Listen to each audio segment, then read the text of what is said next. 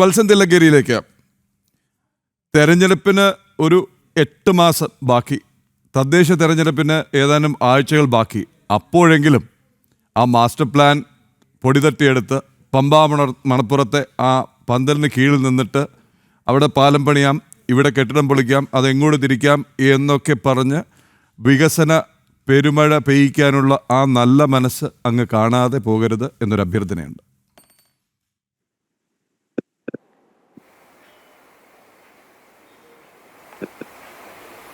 ഇതിൽ നേരത്തെ ഇവിടെ സംസാരിക്കുന്ന സമയത്ത് ശ്രീ ജലീൽ സാഹിബ് അദ്ദേഹം പറഞ്ഞത് ഇവിടെ നവോത്ഥാനം കൊണ്ടുവരാൻ വേണ്ടിയാണ് കോടതി വിധിയുടെ അടിസ്ഥാനത്തിൽ ശ്രമിച്ചത് എന്നാണ്.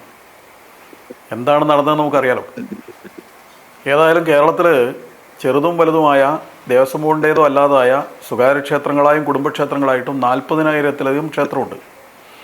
ആ 40,000 ക്ഷേത്രങ്ങളിൽ 39,999 ക്ഷേത്രങ്ങളിലും സ്ത്രീകൾക്ക് പ്രവേശിക്കുന്നതിന് യാതൊരു വിലക്കുമില്ല. ശബരിമലയിലും വിലക്കില്ല. ശബരിമലയിൽ ഒരു പ്രത്യേക പ്രായപരിധിയിൽപ്പെട്ട 10-നും 50-നും ഇടയിലുള്ള സ്ത്രീകൾക്ക് മാത്രമാണ് പ്രവേശന വിലക്ക് എന്ന് പറയുന്നത്. വിലക്കല്ല, യഥാർത്ഥത്തിൽ ആ പ്രായത്തിലുള്ള ആരും ശബരിമലയിൽ പോകാറില്ല. ആ പ്രായത്തിലുള്ള യുവതികൾ അല്ലെങ്കിൽ സ്ത്രീകൾ ശബരിമലയിൽ പോകാറില്ല എന്നുള്ളതാണ് യാഥാർത്ഥ്യം. നേരെ മറിച്ച് ഇവിടെ 10-12,000 പള്ളികളുണ്ട്. സുന്നി പള്ളികളാണ്. EK വിഭാഗത്തിൻ്റെ AP വിഭാഗത്തിൻ്റെയും 10-12,000 പള്ളികളുണ്ട്. ആ പള്ളികളിൽ ഒരു പള്ളിയിൽ പോലും സ്ത്രീകൾക്ക് പ്രവേശനമില്ല. അവർക്ക് ജുമാ നിസ്കരിക്കാൻ, പള്ളിയിൽ വെള്ളിയാഴ്ച പോകാൻ, ആരാധന നടത്താൻ ഒരു സ്ത്രീയെ പോലും അനുവദിക്കാറില്ല. കോടതിയിൽ നിന്നൊരു വിധി വന്നു എന്നിരിക്കാം, അല്ലെങ്കിൽ ഒരു കേസ് വന്നു.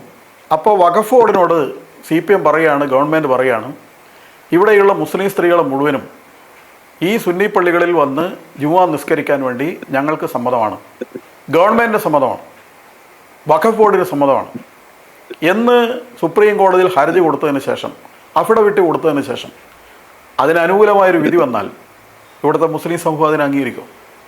മുസ്ലിം സമൂഹം അതിനെ പിന്താങ്ങും? അതേപോലെ ഒരു കാര്യമല്ല ഇവിടെ ഗവൺമെൻറ് ചെയ്തത്. ഇപ്പോൾ സമ്മേളന വേദിയിൽ നിന്ന് ഇറങ്ങിയിട്ട് ശ്രീ കടകംപള്ളി സുരേന്ദ്രൻ ചാനലിനോട് പറഞ്ഞത് അന്നത്തെ സുപ്രീം കോടതി വിധി തന്നെ തെറ്റായിരുന്നു എന്നാണ്. ദേവസ്വം മന്ത്രിയായിരുന്ന ആൾ പറയണം, അന്ന് ഇതേ ദേവസ്വം മന്ത്രിയാണ് സുപ്രീം കോടതിയിൽ അഫിഡവിറ്റ് കൊടുക്കുന്നത് യുവതി പ്രവേശനം നടത്തണമെന്ന്. ഇതേ ദേവസ്വം മന്ത്രിയുടെ പാർട്ടിയാണ്, ഗവൺമെൻറ്റാണ് കേരള സർക്കാരിൻ്റെ അഭിപ്രായം പറയുന്നത് യുവതി പ്രവേശനം നടത്തണമെന്ന്. ഈ കാര്യമല്ലേ നടന്നത്. അപ്പോൾ അതിനെ തുടർന്നാണ് ഈ പ്രശ്നങ്ങളൊക്കെ ഉണ്ടായത്. അതുകൊണ്ട് വളരെ വ്യക്തമാണ്, CPM ഇപ്പോൾ നിലപാട് മാറ്റിയിരിക്കുകയാണ്. ആ നിലപാട് മാറ്റം എന്തിനാണ് എന്നുള്ളതാണ് ചോദ്യം. നിലപാട് ഭക്തജനങ്ങൾ തിരുത്തിക്കുറിച്ചാണോ? ഇവിടെ ഭക്തജനങ്ങൾക്കും ഹിന്ദു സംഘടനകൾക്കും ഇവിടുത്തെ ആധ്യാത്മിക പ്രസ്ഥാനങ്ങൾക്കൊക്കെ എന്തോ വലിയ തകർച്ച സംഭവിച്ചു എന്ന് പറയാം. ആർക്കാ തകർച്ച സംഭവിച്ചത്? ആർക്കാ പിന്തിരിയേണ്ടി വന്നത്? ആർക്കാ തിരിച്ചോടേണ്ടി വന്നത്? ആർക്കാണിപ്പോൾ ശരണം വിളിക്കേണ്ടി വന്നത്? CPM പോലുള്ള ഒരു പാർട്ടിയെ, ഭരണമുള്ള, സൗകര്യങ്ങളുള്ള, എല്ലാ തരത്തിലുള്ള അധികാരമുള്ള, അതിൻ്റെ ഹുങ്കുള്ള ഒരു പാർട്ടിയെ മുട്ടുകുത്തിച്ചിട്ട് അവർ പഠിച്ച പണി 18 നോക്കിയിട്ടും അവരുദ്ദേശിച്ച കാര്യം നടക്കാതെ തോറ്റ അമ്പിയിട്ട്, എന്നിട്ട് വിശ്വാസി സമൂഹത്തിന് മുമ്പാകെ അവർ പറഞ്ഞതിന് എല്ലാം എതിരായിട്ട് സംസാരിക്കല്ലേ? എന്താ നേതാക്കന്മാരൊക്കെ പറയുന്നത്? അതിനിപ്പോൾ യുവതീ പ്രവേശനത്തിൻ്റെ കാര്യം ഞങ്ങളാരും പറഞ്ഞിട്ടില്ലല്ലോ. അങ്ങനെ ഒരു ആലോചനയില്ലല്ലോ. ഇപ്പോൾ നടക്കുന്നുണ്ടോ? ഇല്ലല്ലോ. അപ്പോൾ നിങ്ങളെന്തിനാണ് ഈ വാശി പിടിച്ചിരുന്നത്? എന്തുകൊണ്ടാണ് നിങ്ങൾക്കിപ്പോൾ ഇതുപോലൊരു നിലപാടെടുക്കേണ്ടി വന്നത്? ആ നിലപാടെടുക്കേണ്ടി വന്നത് ഇവിടുത്തെ ഹിന്ദു വികാരത്തിന് മുമ്പിൽ നിങ്ങൾക്ക് കീഴടങ്ങേണ്ടി വന്നാണ്. അയ്യപ്പ വിശ്വാസത്തിന് മുമ്പിൽ നിങ്ങൾക്ക് സുല്ലിടേണ്ടി വന്നാണ് എന്നുള്ളത് നിങ്ങൾ സമ്മതിക്കണം. പക്ഷെ ഒരു കാര്യമുണ്ട്, ചില സാമുദായിക സംഘടനകളൊക്കെ അതിൽ പങ്കെടുത്തു എന്നൊക്കെ പറയുന്നത് കേട്ടു. എല്ലാ സാമുദായിക സംഘടനകളും കൂടി പങ്കെടുത്തിട്ട് ആകെ 600 പേരാണ് അവിടെ എത്തിയതെന്നുള്ള കാര്യം അവിടെ നിൽക്കട്ടെ. അത് മലബാർ മുതൽ തിരുവിതാംകൂറുള്ള ദേവസ്വം ബോർഡിലെ ജീവനക്കാരെയും അവരെ പിടിച്ചു വലിച്ചും നിർബന്ധിച്ചും പ്രലോഭിപ്പിച്ചും ഭീഷണിപ്പെടുത്തിയൊക്കെ കൊണ്ടുവന്ന വിവിധ വകുപ്പുകളിലെ സർക്കാർ ജീവനക്കാർ കിഴിച്ചാൽ എത്ര അയ്യപ്പ ഭക്തന്മാരാണ് അവിടെ വന്നത് എന്നുള്ളത് ഒന്ന് പറയണം. അപ്പം അതുകൊണ്ട് ഈ സാമുദായിക സംഘടനകൾക്കൊക്കെ കൊടുത്തൊരു വാഗ്ദാനമുണ്ട്. ഞങ്ങൾ ഇവരെയെല്ലാം പോയി കണ്ടിട്ടുണ്ടല്ലോ, അവരോട് സംസാരിച്ചിട്ടുണ്ടല്ലോ. അങ്ങനെ സംസാരിച്ചപ്പോൾ അവർ പറഞ്ഞൊരു കാര്യം, സുപ്രീം കോടതിയിൽ കൊടുത്ത അഫിഡവിറ്റ് യുവതീ പ്രവേശനത്തിന് അനുകൂലമായ അവിടെ വിറ്റ് ഗവൺമെൻറ് പിൻവലിക്കുമെന്ന് പറഞ്ഞിട്ടുണ്ട്. അയ്യപ്പ ഭക്തന്മാർക്ക് എതിരായിട്ട് അകാരണമായെടുത്ത കേസുകൾ, ആ കേസുകളൊക്കെ പിൻവലിക്കാമെന്ന് പറഞ്ഞിട്ടുണ്ട്. അങ്ങനെയാ വാഗ്ദാനം. ആ വാഗ്ദാനം നൽകിയിട്ടാണ് കൊണ്ടുപോയത്. അതിനെക്കുറിച്ച് ഒരക്ഷരം ബഹുമാനപ്പെട്ട മുഖ്യമന്ത്രിയോ ദേവസ്വം മന്ത്രിയോ മിണ്ടിയില്ലല്ലോ. അവർ പിന്നെ എങ്ങനെയാണ് അയ്യപ്പ ഭക്തന്മാർക്ക് അനുകൂലമായി നിലപെടുത്തു എന്ന് പറയാൻ സാധിക്കുന്നത്? ഈ ഒരു വാഗ്ദാനം നൽകിയിട്ട് കൊണ്ടുപോയിട്ട് അവരെയൊക്കെ പറ്റിച്ചു എന്നുള്ള പൂർണ്ണബോധ്യം അവർക്കില്ലേ? സ്വാഭാവികമായി അതിൻ്റെ തിരിച്ചടി ഉണ്ടാവും എന്നുള്ള കാര്യത്തിൽ യാതൊരു സംശയമില്ലല്ലോ. അപ്പോൾ അതുകൊണ്ട് എന്താ ഇപ്പം നടന്നുകൊണ്ടിരിക്കുന്നത്? ദേവസ്വം ബോർഡിൽ കൊള്ളയല്ലേ? കൊള്ള എന്ന് പറഞ്ഞാൽ പിടിച്ചു പറിയല്ലേ നടക്കുന്നത്? എത്ര പെട്ടെന്നാണ് ഒരു ഇന്ദ്രജാലക്കാരൻ്റെ മാസ്മരികതയോടുകൂടിയല്ലേ 5 കിലോ സ്വർണ്ണമൊക്കെ മറച്ചു വെക്കുന്നത് ദേവസ്വം ബോർഡ് പ്രസിഡന്റ്. ആദ്യം 45 കിലോ കാണിക്കുകയാണ്, പിന്നെ നോക്കുമ്പോൾ 40 കിലോ ഉള്ളൂ. 5 കിലോ ഇവിടെ പോയി. ദേവസ്വം ബോർഡിൻ്റെ കീഴിൽ വിവിധ ട്രഷറികളായി 500-ലധികം കിലോ സ്വർണ്ണമുണ്ട്. ആ സ്വർണത്തിനൊക്കെ എന്തായിരിക്കും ഇപ്പോഴത്തെ അവസ്ഥ എന്ന് ആർക്കറിയാം? എന്താ ചെയ്തുകൊണ്ടിരിക്കുന്നത്? വിശ്വാസികൾ, ഭക്തജനങ്ങൾ അവരുടെ പ്രാർത്ഥനയുടെ ഭാഗമായി നിക്ഷേപിച്ച സ്വർണവും പണമൊക്കെ തട്ടിപ്പറിച്ച് കൊണ്ടുപോയല്ലേ, പിടിച്ച് പറിച്ച് കൊണ്ടുപോയല്ലേ, കൊള്ള നടത്തുകയല്ലേ.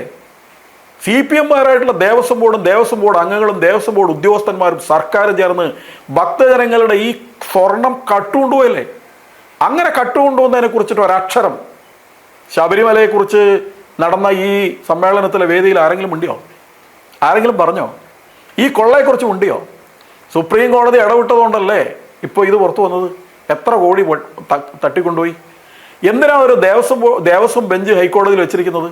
ഈ കള്ളന്മാരെ നിയന്ത്രിക്കാൻ വേണ്ടിയല്ലേ. അപ്പോൾ ദൈവത്തിൻ്റെ പണം, ക്ഷേത്രത്തിൻ്റെ പണം കൊള്ളയടിക്കുന്ന പെരുങ്കള്ളന്മാരുടെ ഒരു സംഗമമാണ് അവിടെ നടക്കുന്നത് എന്ന് ബോധ്യപ്പെട്ടതുകൊണ്ടാണ് ഭക്തന്മാരാരും ആ വഴിക്ക് തിരിഞ്ഞു നോക്കാത്തത്.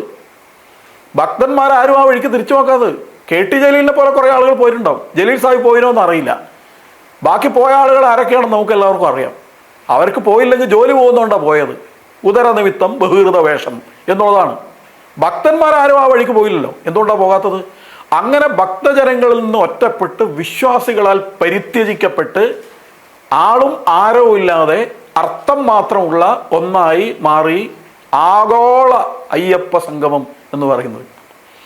ഏതെങ്കിലും നാട്ടിൽ നിന്ന് ആരെങ്കിലും വന്നിട്ടുണ്ടെങ്കിൽ, തമിഴ്നാട്ടിൽ നിന്നോ മറ്റേടെന്നെങ്കിലും വന്നിട്ടുണ്ടെങ്കിൽ അവർ വിചാരിക്കും ഈ അയ്യപ്പനോട് ഇത്ര വിശ്വാസം ഈ നാട്ടിലെ ജനങ്ങൾക്കുള്ളൂ എന്ന് തോന്നുന്ന രീതിയിൽ, വിശ്വാസികളെ ലജ്ജിപ്പിക്കുന്ന രീതിയിലുള്ള ഒരു പരിപാടിയല്ലേ അവിടെ നടന്നത്.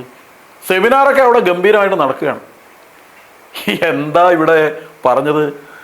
നമ്മുടെ ഗോവിന്ദ മാഷ് AI ആണ് കാണിച്ചത് എന്നാണ് പറഞ്ഞത്. അതിൻ്റെ മറപറ്റിക്കൊണ്ട് തന്നെ, അതിൻ്റെ കൂട്ടുപിടിച്ചുകൊണ്ട് തന്നെയാണ് നമ്മുടെ ചർച്ചയിൽ ഇടപെട്ടുകൊണ്ട് ബഹുമാനപ്പെട്ട നമ്മുടെ അതിഥിയും പറയുന്നത്. ഇവിടെ 10,000-കണക്കിന് ആളുകൾ വന്ന് നിരന്നിരിക്കുകയായിരുന്നു എന്നൊക്കെയാണ് പറയുന്നത്. എന്തിനാ ഇങ്ങനെ? നമ്മുടെ ഈ പഴയ കാലമൊന്നുമല്ലല്ലോ. ഇന്നിപ്പോൾ എല്ലാം ദൃശ്യവൽക്കരിക്കപ്പെട്ട കാലമല്ലേ. എല്ലാ ചാനലും പറഞ്ഞിട്ടുണ്ട്, കൈരളി ഒഴികെ ബാക്കി എല്ലാ ചാനലും ആളുകളില്ലായിരുന്നു എന്നും അവിടെ ചർച്ച നടക്കുന്ന സമയത്താണെങ്കിലും സമ്മേളനം നടക്കുന്ന സമയത്താണെങ്കിലും ഒഴിഞ്ഞ കസേരകളായിരുന്നു എന്നും എല്ലാവരും പറഞ്ഞിട്ടുണ്ട്. അപ്പോൾ അതുകൊണ്ട് കൊട്ടിഘോഷിച്ച് നടത്തിയ ഈ സമ്മേളനം അത് പരിപൂർണമായ പരാജയമായി മാറി എന്നുള്ള കാര്യത്തിൽ യാതൊരു സംശയമില്ല. ഒരു കാര്യം വളരെ വ്യക്തമാണ്. ഈ സമ്മേളനമാണെങ്കിൽ അവിടെ പന്തളത്ത്, അവിടെ പമ്പയിൽ എത്ര ഓഡിറ്റോറിയങ്ങളുണ്ട്? ഏതെങ്കിലും ഒരു ഓഡിറ്റോറിയം നടത്തിയാൽ പോരെ? ഈ ഒരു പന്തൽ, ഇങ്ങനെ ശീതീകരിച്ച മുറികളോട് കൂടിയിട്ടുള്ള ഒരു പന്തൽ 6-7 കോടി രൂപ ഭക്തന്മാരുടെ പണമെടുത്ത് ഇങ്ങനെ ധൂർത്തടിക്കാൻ കോടതി പറഞ്ഞു. കോടതി ചോദിച്ചു, എവിടുന്നാ പണം? ഏതാ പണം? സ്പോൺസർ എന്ന് പറഞ്ഞു. ആരാ സ്പോൺസർ? എങ്ങനെയാണ് ചെലവഴിക്കുന്നത്? വരജുവില കണക്ക് കൈകാര്യം ചെയ്യുന്നത് എങ്ങനെയാണ്? അതിൻ്റെ കണക്കും കൊണ്ട് തരുമോ എന്നൊക്കെ കോടതി ചോദിക്കേണ്ടി വന്നില്ലേ? എന്തുകൊണ്ടാണ് ഇതുപോലെ ചോദിക്കണം? എന്നിട്ട് ദേവസ്വം ബോർഡ് പ്രസിഡന്റ് കരയുക, ഞങ്ങൾക്കൊന്നും ചെയ്തുകൂടാ, ഞങ്ങൾക്ക് പേടിയാവുന്നു. എന്തുകൊണ്ടാണ് പേടിയാവുന്നത്? നിങ്ങൾ ഈ കള്ളത്തരം മുഴുവൻ നടത്തുന്നതുകൊണ്ടാണ്, തീവെട്ടി കൊള്ള നടത്തുന്നതുകൊണ്ടാണ് സുപ്രീം കോടതി ചെവിക്ക് പിടിക്കുന്നത്. നിങ്ങൾ കയറിയെടുത്തുന്നെല്ലാം ഇങ്ങനെ കട്ട് മാന്തി കൊണ്ടുപോയാണ് ഭക്തന്മാരുടെ പണം. ഏത് ക്ഷേത്രങ്ങളിലാണ് ഇതില്ലാത്തത്?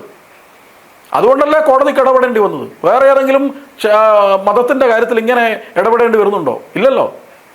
അതുകൊണ്ട് നിങ്ങൾക്കാവുന്നില്ലെങ്കിൽ ഭക്തന്മാരെ ഏൽപ്പിച്ചിട്ട്, വിശ്വാസികളെ ഏൽപ്പിച്ചിട്ട് നിങ്ങൾ ഇറങ്ങിപ്പോകണം, രാജിവെച്ച് പോകണം. ഈ ഭക്തജനങ്ങൾ സമർപ്പിച്ച പണം കൊള്ളയടിച്ചിട്ട് ഇങ്ങനെ ഉപയോഗിക്കുന്നതിലും നല്ലത് നിങ്ങൾക്ക് മറ്റെന്തെങ്കിലും ജോലിയെടുത്ത് ജീവിക്കുന്നതാണ് എന്നാണ് വിശ്വാസികൾ പറയുന്നത്. അതുകൊണ്ടാണ് ഇത് അമ്പേ പരാജയപ്പെട്ടു പോയത്. അതുകൊണ്ട് ഒരു തരത്തിലും ഭക്തജനങ്ങളും വിശ്വാസികളും അംഗീകരിക്കാത്ത ഒന്നാണ് ഇവിടെ നടന്നത്. പങ്കെടുത്തവർ ലജ്ജയോടുകൂടിയാണ്, അപകർഷതാബോധത്തോടു കൂടിയാണ് അവിടെ നിന്ന് തിരിച്ചുപോയത്.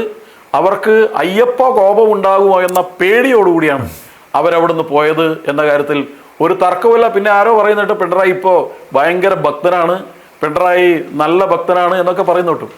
ഒരു കമ്മ്യൂണിസ്റ്റുകാരനെ കുറിച്ച്, PB അംഗത്തെക്കുറിച്ച് അങ്ങനെ ഒരു പ്രശംസ കിട്ടിയതിനെ കൊട്ടിഘോഷിക്കുന്ന കമ്മ്യൂണിസ്റ്റുകാരോട് പറയാനുള്ള ഒരു കാര്യമുണ്ട്. തോറ്റൊരു കമ്മ്യൂണിസ്റ്റ് അല്ലേ, പ്രത്യയശാസ്ത്ര പ്രതിബദ്ധതയില്ലാത്ത ഒരു കമ്മ്യൂണിസ്റ്റാണ് എന്നല്ലേ അതിൻ്റെ പച്ചമലയാളം. പിണറായി വിജയന് കമ്മ്യൂണിസ്റ്റ് ബോധ്യമില്ല, പ്രത്യയശാസ്ത്രപരമായ പ്രതിബദ്ധതയില്ല. അയാൾ ഒരു ഭക്തനാണെന്ന് പറഞ്ഞാൽ അവിടെ ജയിക്കുന്നത് ഹിന്ദുത്വമാണ്, അവിടെ ജയിക്കുന്നത് സനാതന ധർമ്മമാണ്, അവിടെ ജയിക്കുന്നത് നിങ്ങൾ ഇത്രയും കാലം ഇല്ലാതാക്കാൻ ശ്രമിച്ച ഹിന്ദു വിശ്വാസമാണ്. പിന്നെ മതാതീത ആത്മീയത എന്ന് പറഞ്ഞാൽ എവിടെ നിന്നാണ് ഇത് കൊണ്ടുവരുന്നത്? മതാതീത ആത്മീയത എന്ന് പറയുന്നത് എന്താണ്? അതിൻ്റെ ഐതിഹ്യം, ശബരിമലയുടെ ഐതിഹ്യം എന്താണ്? വിഗ്രഹത്തിൻ്റെ ആ ഒരു പ്രഭാവം എന്താണ്? ആ വിഗ്രഹത്തിൻ്റെ ചൈതന്യം ഏതിൻ്റെയാണ്? എങ്ങനെയാണ് മതാതീതമാവുന്നത്? എങ്ങനെയാണ് മതേതരമാവുന്നത്? സർക്കാർ പുറത്തുവിട്ട ഓൺലൈനിലൂടെ വെർച്വൽ ക്യൂവിലൂടെ ബുക്ക് ചെയ്തതിന് ശേഷം അവിടെ ദർശനം നടത്തുന്നവരിൽ ഹിന്ദുക്കളല്ലാത്ത എത്ര പേര്, അന്യമതസ്ഥരായ ആളുകൾ ദർശനം നടത്തി എന്നുള്ള കണക്കൊന്ന് പുറത്തുവിട്ടെ. തുടർച്ചയായി 3 വർഷം അവിടെ ദർശനം നടത്തിയ ആളുകളെ വെച്ചുകൊണ്ടാണ് ഇപ്പോൾ ഈ സമ്മേളനം നടത്തിയെന്നാണല്ലോ പറയുന്നത്. അതിലെത്ര അന്യമതസ്ഥരുണ്ട്, മതേതരക്കാർ? ജലീലിനെ പോലെ ചില ആളുകളെ MLA-മാരെയൊക്കെ കൊണ്ടുവന്ന് അവിടെ ഇരുത്തിയിട്ട് മതേതരമാക്കാൻ നോക്കണ്ട. അവിടെ ഇരുമുടിക്കെട്ടേന്തി 18-ാം പടി ചവിട്ടിയിട്ട് നെയ്യഭിഷേകം ചെയ്ത എത്ര മുസ്ലിങ്ങളുണ്ട്, എത്ര ക്രിസ്ത്യാനികളുണ്ട്? അതിൻ്റെ ഒന്ന് കണക്ക് പുറത്തുവിട്. എന്നിട്ട് മതേതരം എന്ന് പറയാം. അങ്ങനെ വരണമെന്നാണ് നമ്മൾ ആഗ്രഹിക്കുന്നത്, വരണമെന്ന് ആഗ്രഹിക്കുന്നത്. പക്ഷെ വന്നോ? വെറുതെ മതേതരം എന്ന് പറഞ്ഞിട്ട് കാര്യമുണ്ടോ? ഹിന്ദു ക്ഷേത്രങ്ങളെല്ലാം മതേതരമാണ് എന്ന് പറയാണ്, എന്നിട്ട് അവിടെ ആത്മീയത നടത്താൻ പാടില്ല എന്ന് പറയാണ്.